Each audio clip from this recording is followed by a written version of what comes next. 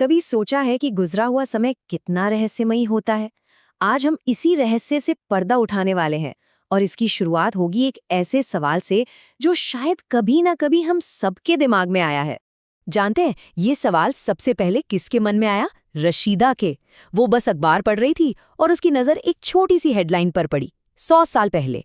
बस वो सोचने लगी, भाई कोई कैसे जान सकता है कि इतने साल पहले क्या हुआ था? है ना कमाल का सवाल।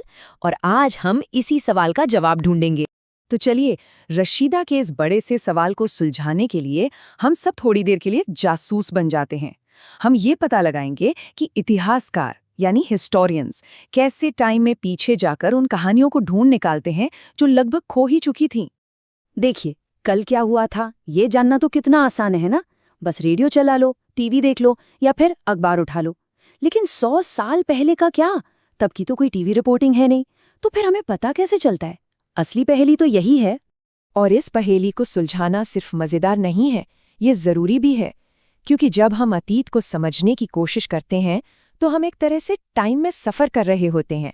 तो चलिए देखते हैं ये सफर हमें क्या क्या दिखाता है। इतिहास का मतलब सिर्फ राजाओं की लड़ाइयाँ और उनकी तारीखें रटना नहीं होता। अरे, इतिहास तो हमें ये बताता है कि उस जमाने में आम लोग कैसे जीते थे। मतलब वो क्या खाते थे, कैसे कपड़े पहनते थे, और हाँ, बच्चे कौन कौन से खेल खेलते थे। ये सब हमारे जैसे ही लोगों की कहानी है, बस एक अलग वक्त की। किसी ने क्या खूब कहा है, इस मायने में इतिहास एक साहसिक कार्य है। ये समय और स्थान में एक यात्रा है। ये बात बिल्कुल सही है। ये हमें एक पूरी की पूरी अलग दुनिया में ले जाता है और दिखाता है कि वक्त के साथ चीजें कितना बदल जाती हैं। तो सवाल ये है कि इतिहासकार इस एडवेंचर पर कौन से सुराग, कौन से क्लूज इस्तेमाल करते हैं? बिल्कुल एक डिटेक्टिव की तरह, वो भी सबूत इकट्ठा करते हैं। चलिए जरा उन सुरागों पर एक नजर डालते हैं जो हमें अतीत की कहानियां सुनाते हैं। हमारा पहला सुराग है शिलालेख, मतलब पत्थर या धातु जैसी सख्त चीजों पर खुदी हुई लिखावट। अब क्योंकि ये चीजें आसानी से खराब नहीं होती, तो ये सैकड़ों बल्कि हजारों साल तक वैसी की वैसी ही रहती हैं। इन पर हमें उस जमाने के राजाओं के आदेश या किसी बड़ी घटना की जानकारी मिल जाती है। अच्छा, दूसरा बड़ा सुराग है कलाकृतियां, यानी वो चीजें जो पुराने जमाने के लोग अपने पीछे छोड़ गए, जैसे उनके औजार, मिट्टी के बर्तन, सिक्के या फिर टूटी फूटी इमारतों के हिस्से। जो पुरातत्वविद होते हैं वो जमीन के नीचे से इन चीजों को खोद कर निकालते हैं और हर एक चीज उस दौर की एक कहानी कहती है। लेकिन एक मिनट, उन पुराने शिलालेखों पर लिखी बातों को समझना क्या इतना आसान होता है? बिल्कुल नहीं। समय के साथ भाषाएं और लिखने का तरीका यानी लिपि सब बदल जाता है। तो इस पुराने कोड को तोड़ने के प्रोसेस को डेसिफरमेंट कहते हैं। स्कॉलर्स सालों लगा देते हैं इन पुरानी भाषाओं को समझने में, बिल्कुल किसी कोड ब्रेकर की तरह। तो जब हम इन सारे सुरागों को एक साथ जोड़कर देखते हैं तो हमें क्या पता चलता है? हम ये समझने लगते हैं कि अतीत सिर्फ गुजरी हुई कहानियों का ढेर नहीं है, बल्कि ये हमारे आज से, हमारे प्रेजेंट से बहुत गहराई से जुड़ा हुआ है। और सबसे ज़रूरी बात यह है कि आज हम जिस दुनिया में, जिस समाज में रहते हैं, उसे उन लोगों ने बनाया है जो हमसे पहले यहाँ रहते थे। उनके फैसले, उनकी खोजें, उनके जीने के तरीके, इन सब ने मिलके हमारे आज की दुनिया की नींव रखी है। इसीलिए कहते हैं कि अतीत को समझकर ही हम अपने आज को बेहतर ढंग से समझ सकते हैं। और आखिर में इतिहास हमें कुछ बड़े सवालों के साथ छोड़ जाता है।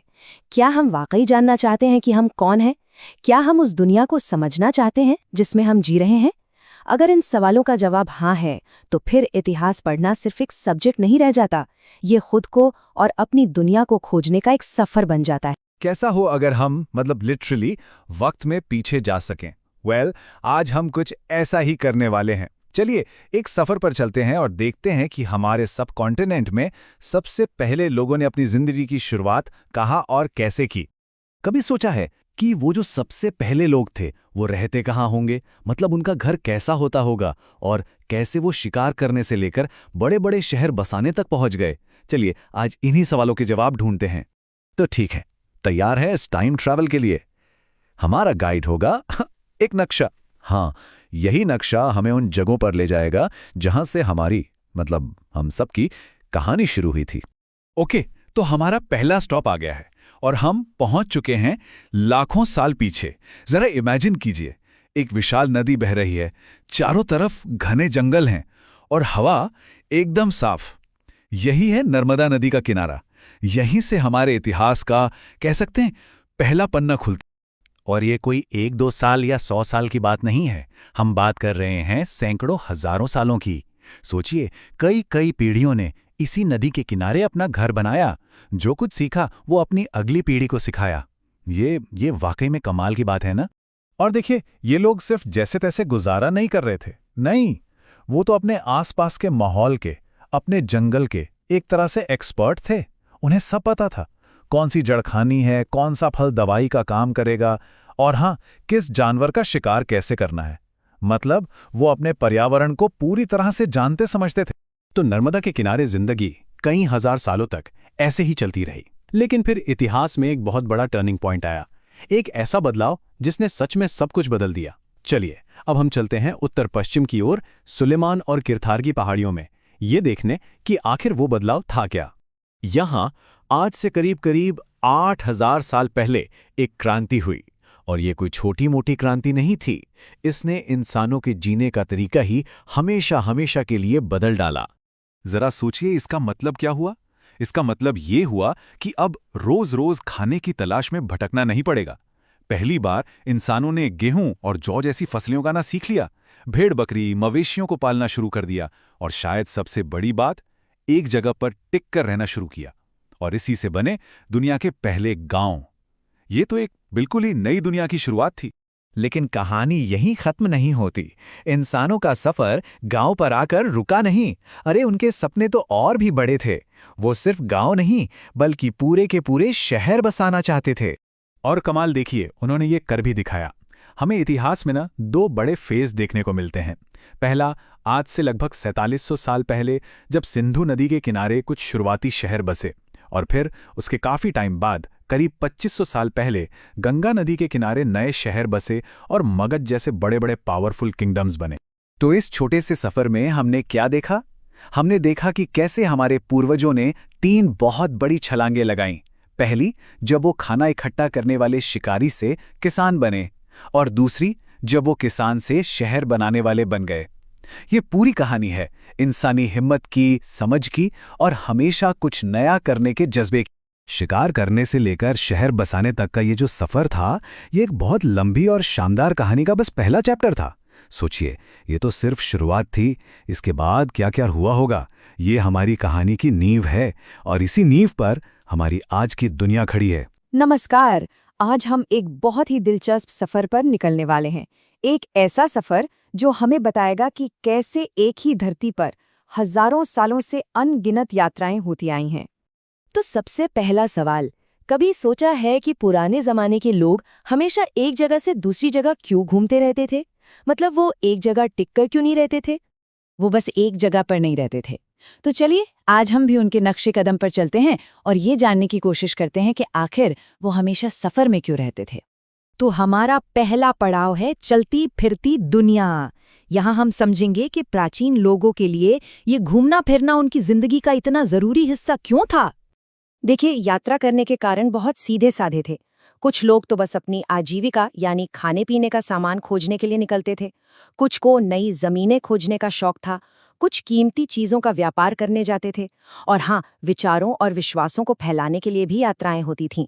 और कभी कभी तो बाढ़ या सूखे जैसी मुश्किलों से बचने के लिए भी जगह बदलनी पड़ती थी। चलिए, अब सबसे पहले और सबसे जरूरी कारण की बात करते हैं, भोजन की तलाश। आखिर जिंदा रहने के लिए खाना तो चाहिए ही, है ना? तो हुआ ये कि ये सब एक चेन रिएक्शन जैसा था। देखिए, करीब 12,000 साल पहले मौसम थोड़ा गर्म होने लगा।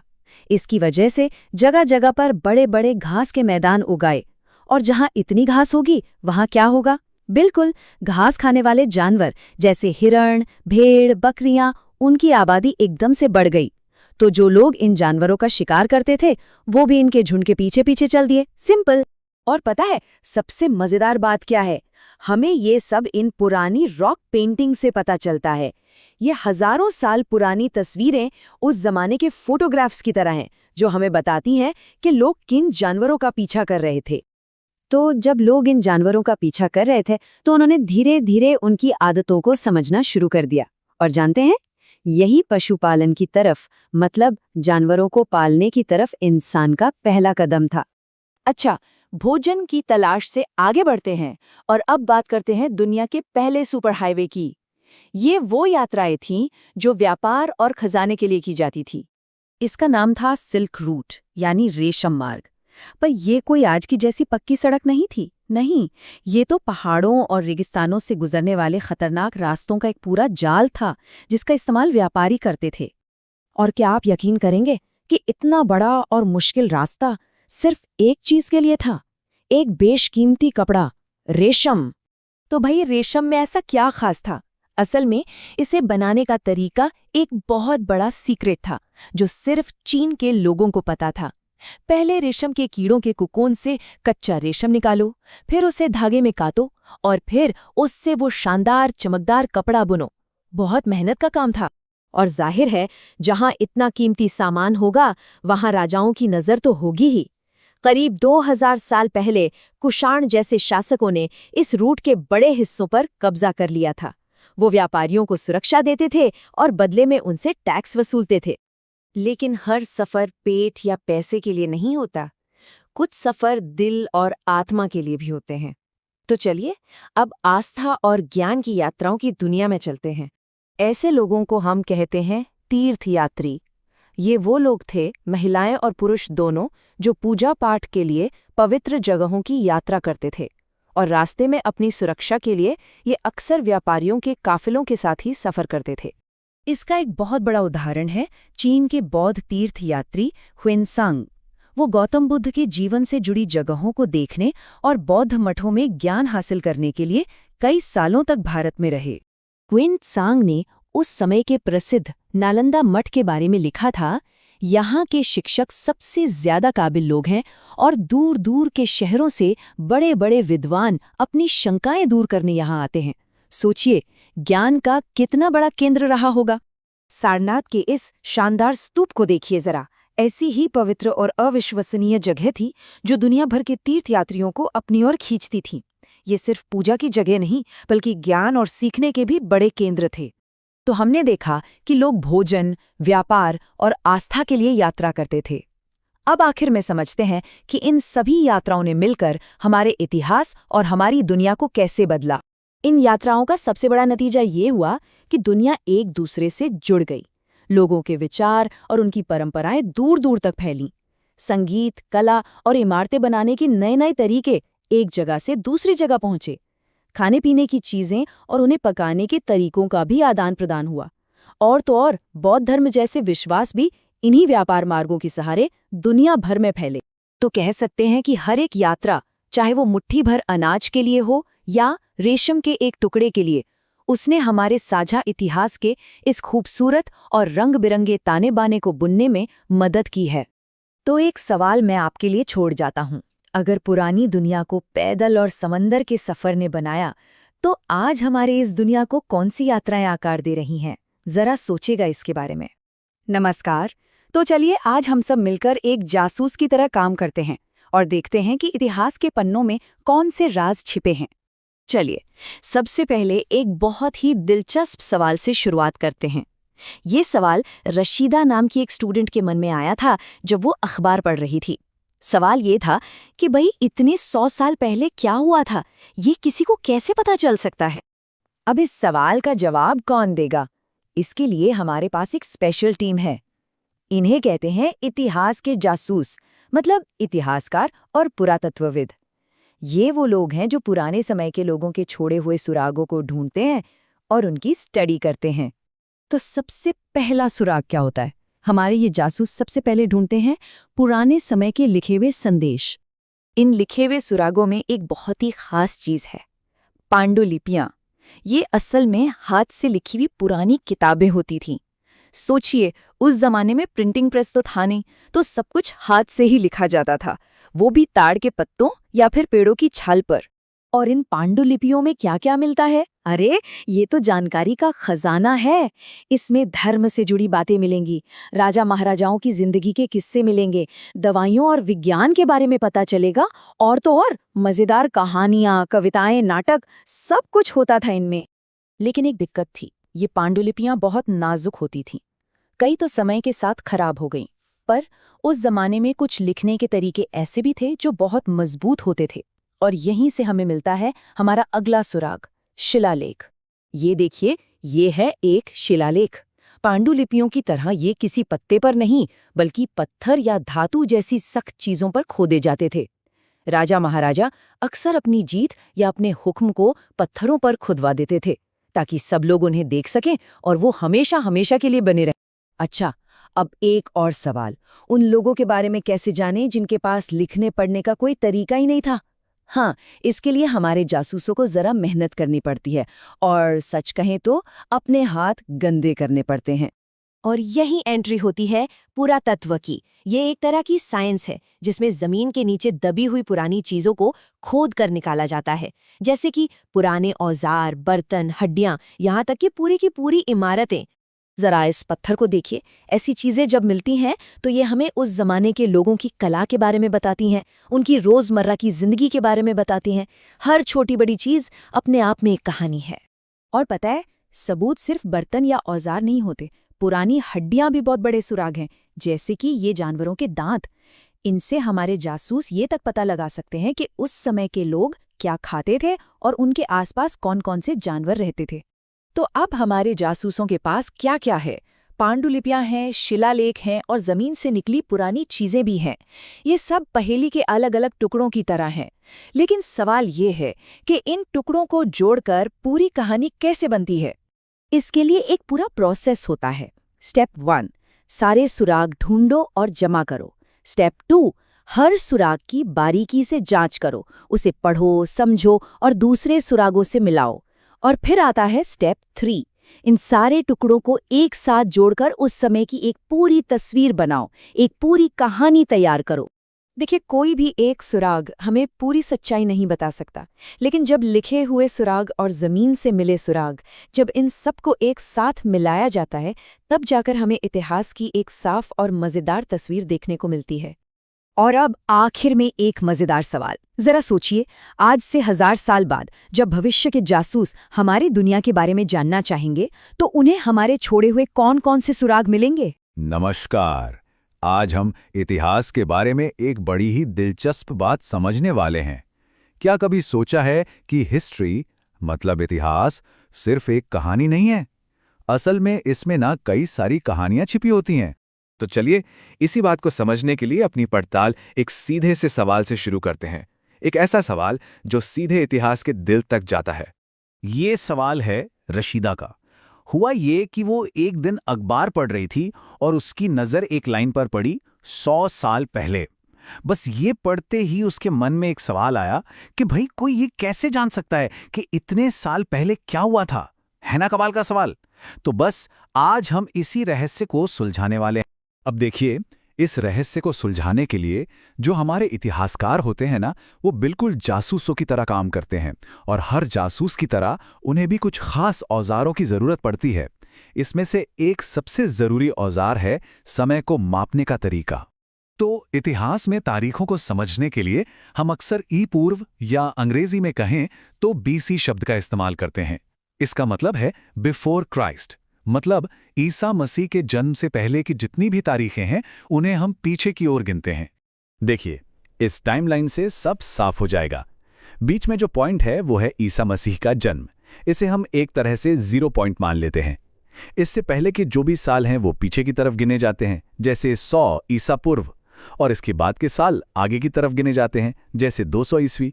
और एक मजे की बात बताएं, भारत में इस तरह से तारीखें लिखने का जो चलन है वो कोई बहुत पुराना नहीं है, करीब करीब 200 साल पहले ही शुरू हुआ था। ठीक है, तो समय को मापने का औजार तो हमारे पास आ गया। अब चलिए एक और बड़े सुराग की तरफ बढ़ते हैं, और ये सुराग कहीं और नहीं, हमारे इतिहास की किताब के नाम में ही छिपा है। हमारी इतिहास की किताब का नाम क्या है? हमारे अतीत। अब जरा इस पर ध्यान दीजिए, अतीत नहीं, अतीत, प्लूरल में, बहुवचन में। ये एक बहुत जरूरी बात है। तो यही है आज का हमारा सबसे बड़ा सवाल। आखिर किताब का नाम हमारा अतीत क्यों नहीं है, हमारे अतीत क्यों है? इसका जवाब जब मिलेगा ना, तो हमें इतिहास के बारे में एक बहुत गहरी सच्चाई पता चलेगी। तो इस सवाल का जवाब ढूंढने के लिए हमें सबूतों को देखना होगा। तो आइए पुराने जमाने में चलते हैं और दो बिल्कुल अलग तरह के लोगों की जिंदगी की तुलना करते हैं। देखिए, जो राजा महाराजा होते थे, जो शक्तिशाली लोग थे, उनके पास अपनी कहानियों को, अपनी जीतों को रिकॉर्ड करने के साधन थे। वो क्या करते थे कि अपनी जीत और अपने आदेशों को पत्थर जैसी मजबूत चीजों पे लिखवा देते थे। ऐसा करने से ये उनका एक तरह से ऑफिशियल हिस्ट्री बन जाता था, जो सदियों तक टिका रहता था। तो एक तरफ तो राजाओं की कहानियां थीं जो पत्थरों पर लिखी जा रही थीं, लेकिन दूसरी तरफ थे आम लोग, किसान, शिकारी, कारीगर। इनकी जिंदगी बिल्कुल अलग थी। इनकी कहानियां वो शायद ही कभी लिखी गईं, और ज्यादातर तो समय के साथ खोई ही गईं। और यहीं पे हमें पता चलता है कि एक ही घटना की दो कहानियां कितनी अलग हो सकती हैं। सोचिए, एक राजा के लिए जो एक शानदार जीत थी, वही जीत एक आम गांव वाले के लिए शायद तबाही लेकर आई हो। जैसे बाणभट्ट लिखते हैं कि सेना जब गुजरती थी तो अपने पीछे विनाश छोड़ जाती थी, हाथियों से गांव वालों की झोपड़ियां रौंद दी जाती थी। ये कहानी राजा के पत्थर पर नहीं लिखी होती थी। ये है वो दूसरा अतीत जो अक्सर अनसुना रह जाता है। तो अब हमारे पास सारे सुराग हैं। चलिए इन सब को एक साथ जोड़ते हैं और हमारे अतीत वाले रहस्य को सुलझाते हैं। तो अतीत बहुवचन में क्यों है? सीधी सी बात है, क्योंकि अतीत अलग अलग लोगों के लिए अलग अलग था। एक राजा की जिंदगी एक किसान जैसी नहीं थी। एक शिकारी की कहानी एक कारीगर की कहानी से अलग थी। मतलब हर किसी ने अपने समय को, अपने अतीत को अपने तरीके से जिया। तो इतिहास कोई एक कहानी नहीं है, बल्कि इन सभी अनगिनत अलग अलग कहानियों का एक कलेक्शन है। और बस यही वो सबसे जरूरी बात है जो हमें समझनी है। अगर हमें इतिहास की पूरी पहेली को सुलझाना है, तो हमें सिर्फ राजाओं और उनकी बड़ी बड़ी लड़ाइयों के बारे में ही नहीं पढ़ना है। हमें उन आम लोगों की जिंदगी को भी देखना होगा, साधारण महिलाओं, पुरुषों और बच्चों की, क्योंकि उनकी कहानियां भी उतनी ही मायने रखती हैं। तो चलिए इस बातचीत को एक सवाल के साथ खत्म करते हैं। जरा सोच कर देखिए, अगर आज से 1000 साल बाद किसी को आपकी जिंदगी की कोई कहानी मिले, तो वो हमारे आज के समय के बारे में क्या बताएगी? ये सवाल हमें याद दिलाता है कि हम सब आज, अभी इसी पर इतिहास का हिस्सा बन रहे हैं।